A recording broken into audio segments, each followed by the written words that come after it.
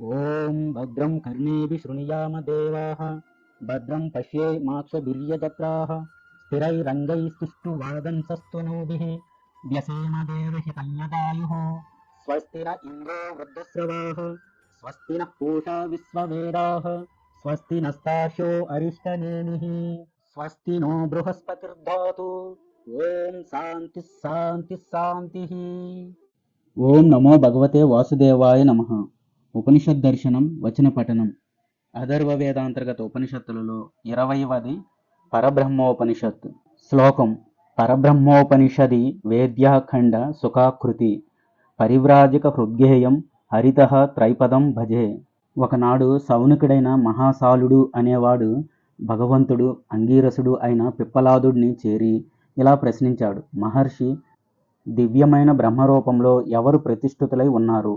ఏ విధంగా నిత్యాత్మ నుంచి అందరూ సృష్టించబడుతున్నారు? ఈ మహిమ ఏమిటి? దీనికి ప్రభువు ఎవరు అని అడుగగా పిప్పలాదుడు ఇలా సమాధానం చెబుతున్నాడు. ఎంతో గొప్పదైన ఏ బ్రహ్మ విద్యను గురించి నేను చెబుతున్నా అది సత్యం. బ్రహ్మపురంలో ఉండే ఆ పరబ్రహ్మ దేవతల వల్ల, ప్రాణాల వల్ల నిష్కళంగా, శుభ్రంగా, అక్షరంగా, వికోసంగా ప్రకాశిస్తున్నాడు. ఆ పరబ్రహ్మ తేనెటీగలాగా తనను తాను నియమించుకున్నాడు. కుక్కలాగా కర్మ లేనివాడు. ఎలాంటి కర్మలు చేయకుండా నిద్రపోతున్న వాడిలా ఉంటాడు. కర్మ చేస్తూ రైతులాగా ఫలాన్ని అనుభవిస్తూ ఉంటాడు. కర్మ మర్మాలన్నీ తెలిసినవాడు జ్ఞాత్ర కర్మల్ని చేస్తాడు. ఎవడైనా కర్మ మర్మాన్ని తెలుసుకునే కర్మ చేయాలి. అప్పుడు ఎవడు వలన విసిరినా అతన్ని లాగలేడు. ప్రాణదేవతలు నలుగురు. అవన్నీ నాడులే. నిద్రపోయేవాడు డేగ ఆకాశం లాంటివాడు. డేగ ఆకాశాన్ని ఆశ్రయించి తన గూటికి చేరుకుంటుంది. ఇలాగే నిద్రపోయేవాడి గురించి, పరుడి గురించి అడుగు. అతడు అనగా పరబ్రహ్మ అంతటా హిరణ్యమైన కోశంలో ఉంటే ఇతడు అమృతుడై నాడిత్రయంలో సంచరిస్తుంటాడు. ఇతడికి బాహ్య అనేది 3 పాదాల కలిగింది. వీడి గురించి, పరుడి గురించి మరొకడిని అడుగు. పరమైన హిరణ్యమైన కోశం మీద కర్రతో కొట్టిన దేవదత్తుడు ఏమీ లేదన్నట్టు శుభాశుభ కర్మలైన యజ్ఞయాగాదులు లాంటి ఇష్టాపూర్తి కర్మలు చేయటానికి పూనుకోడు. ఒక చిన్న పిల్లవాడు ఎలాంటి కోరికలు లేకుండా ఆనందాన్ని అనుభవిస్తున్నట్టు ఇతను స్వప్నంలో ఆనందాన్ని అనుభవిస్తాడు. ఈ విషయం తెలిసినవాడు పరంజ్యోతి స్వరూపుడవుతాడు. అతడు జ్యోతిష్యులకు జ్యోతి అయి అందరినీ ఆనందింపజేస్తాడు. అలాగే దానికి పరమైన చిత్తం ఏదుందో అది పరమాత్మని ఆనందింపజేస్తుంది. ఈశ్వరుడి నుంచి మంచి వర్ణంతో పుట్టింది. తిరిగి అదే మార్గం ద్వారా స్వస్థనానికి చేరుకుంటుంది. ఒక జలగలాగా కోరిన విధంగా ఈశ్వరుడి నుంచి పుట్టింది. అది అంతవరకు ఆత్మానందాన్ని అనుభవిస్తుంది. పరసంధి, అపరసంధి అని 2 విధాలు. దానికి పరమైనది అపరం కాదు. అపరాన్ని వదలదు. అతడు 8 కపాలాలను సంధించి స్తనంలాగా వేలాడుతాడు. అతడు ఇంద్రుడు కారణంగా కలవాడు. కారణంలో ఉన్నప్పుడు అతడే శుభాశుభాలకి అతిరిక్తుడై మేలుకుంటాడు. అతడెలాంటి కర్మలతో అంటుకోబడడు. దేవుణ్ణి సైతం అనుగ్రహించేవాడు. ఆ పరబ్రహ్మ అంతర్యామి. అసంగ చిద్రూపుడైన పురుషుడు ప్రణవహంసే పరబ్రహ్మ, కానీ ప్రాణహంస పరబ్రహ్మ కాదు. ప్రణవమే జీవుడు. ఈ విషయాన్ని ఆద్యదేవత చెబుతుంది. ఎవడి ఈ విషయాన్ని తెలుసుకుంటాడో అతడెలా నివేదిస్తాడు? ఇక్కడ జీవుడికి బ్రహ్మతత్వాన్ని ఆపాదిస్తున్నాడు. బ్రహ్మత్వం పొందిన బ్రాహ్మణుడికి అంతఃసికోపవీతత్వం అనేది ఉంటుంది. మోక్షాన్ని కోరుకునేవాడు ఈ అంతఃసికోపవీతాన్ని ధరించాలి. కర్మల్ని ఆచరించే గృహస్థుడు పైకి కనిపించే శిఖా యజ్ఞోపవీతాన్ని ధరిస్తాడు. ఇక అంతర్గతంగా ఉండే ఉపవీతం లక్షణం ఏమిటంటే అది పైకి కనిపించే దారపు పోగులా కనిపించదు. జీవుడు తనలో ఉన్న అంతఃస్థలత్వాల్ని మేళనం చేయాలి. అదే అంతరూపవీతం. బ్రహ్మం అనేది సత్ అసత్ కాదు. సదసత్ అసలే కాదు. భిన్నం కాదు, అభిన్నం కాదు. ఉభయమైంది కాదు. అలాగే సభాగం నిర్భాగం కాదు. రెండూ కలిసింది కాదు. ఈ విధమైన బ్రహ్మాత్మైక జ్ఞానమే సత్యం. మిగిలిందంతా మిథ్య. కనుక అది విడిచిపెట్టదగింది. పంచపాద బ్రహ్మకి ఏ స్థానం లేదు. కానీ చతుష్పాత్తులకి అంతర్విర్త అయిన అంతర్జీవ బ్రహ్మకి మాత్రం 4 సాధనాలున్నాయి. అవే 1 నాభి, 2 హృదయం, 3 కంఠం, 4 తల అనేవి. అలాగే 1 జాగృత్, 2 స్వప్న, 3 సుషుప్తి, 4 తురీయం అనే 4 అవస్థలు, 1 అహవనీయ, 2 గార్హపత్య, 3 దక్షిణాగ్ని, 4 సభ్యాగ్ని అని 4 రకాల అగ్నులు ఉన్నాయి. ఈ 4 రకాల అవస్థల్లో జాగృతావస్థలో బ్రహ్మ, స్వప్నావస్థలో విష్ణువు, సుషుప్తిలో రుద్రుడు, తురీయంలో చిన్మయమైన అక్షరం ఉన్నాయి. ఇవి 4 వేళ్ళకి చుట్టబడ్డట్టుగా ఉన్నాయి. 96 రకాల తత్వాలు 96 తంతువుల్లాగా విభజించి కలపబడ్డాయి. ఇలా 3 పేటలుగా వేసి 32 తత్వాల్ని ఆపాదించి జ్ఞానపూరితంగా ఉండేదే త్రిగుణ స్వరూపం. జీవుడు త్రిమూర్తిత్వాన్ని వేరుగా చేసుకొని నవబ్రహ్మల పేర్లు కలిగిన 9 పేటలు వేసి తిరిగి దాన్ని 3 పేటలుగా చెయ్యాలి. తరువాత దాన్ని సూర్య చంద్ర అగ్ని కళా స్వరూపంగా ఏకం చేసి మొదట మధ్య ఏకత్వం కూడా మధ్యలో ముడుచుకునేలా తిప్పాలి. తరువాత బ్రహ్మ విష్ణు మహేశ్వరత్వాన్ని దానికి అనుసంధానం చేసి వాటి మొదలు చివర కలిపి ఆ మూడింటిని అద్వైత గ్రంథిగా చేయాలి. దానికి నాభి నుంచి బ్రహ్మబలం వరకు వేరువేరుగా 27 తత్వాలతో సంబంధం ఉన్నది.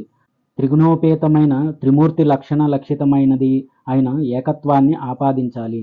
ఎడమ భుజం నుంచి మొల వరకు భావన చేసి ఆద్యాంత గ్రహ సమ్మేళనం ఒకటిగా తెలుసుకోవాలి. మూలమైంది ఒక్కటే అనేది సత్యం.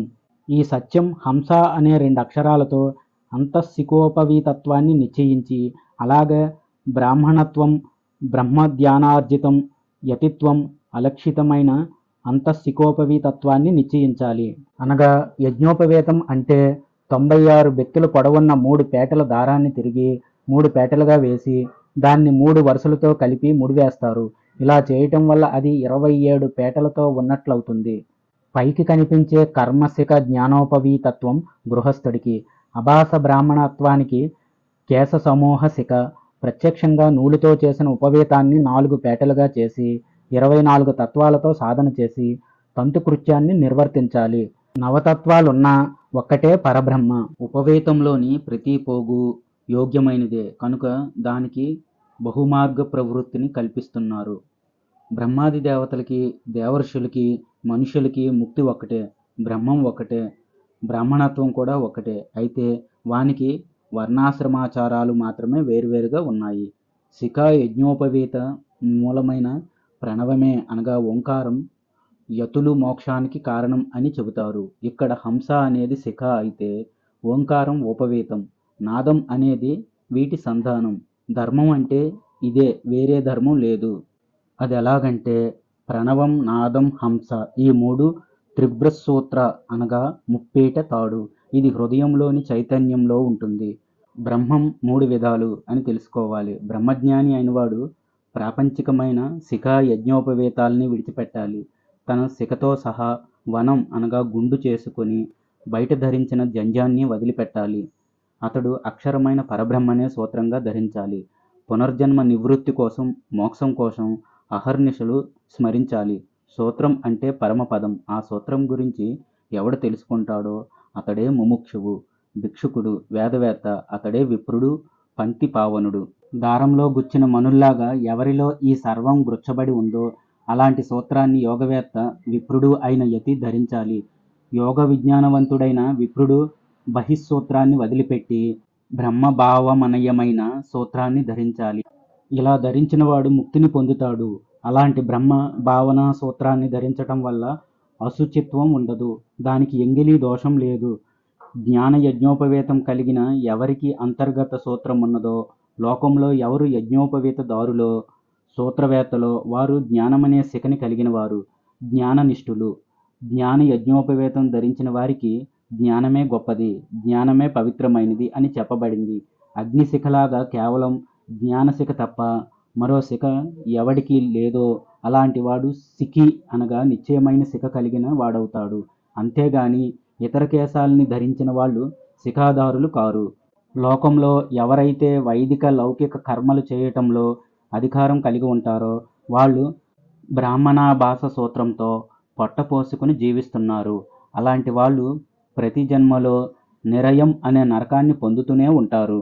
బ్రహ్మసూత్రం ఎడమ భుజం నుంచి కుడివైపు ఉన్న మొలభాగం వరకు సవ్యంగా ఉంటుంది.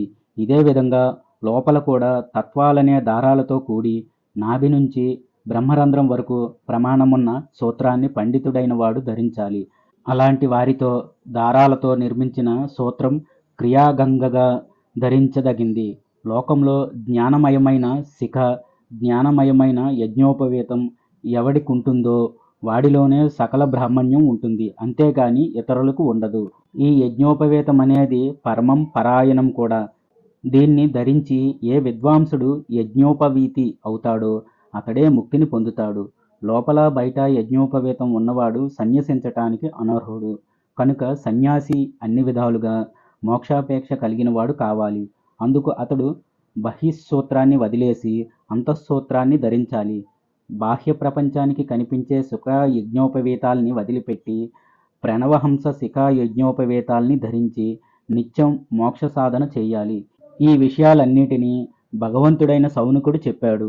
అథర్వ వేదాంతర్గత ఉపనిషత్తులలో 20వది అయిన పరబ్రహ్మోపనిషత్తు సమాప్తం. స్వస్తి. జయ శ్రీరామ. శ్రీరామ రామ రామేతి రమే రామే మనోరమే సహస్రనామ తత్పురుష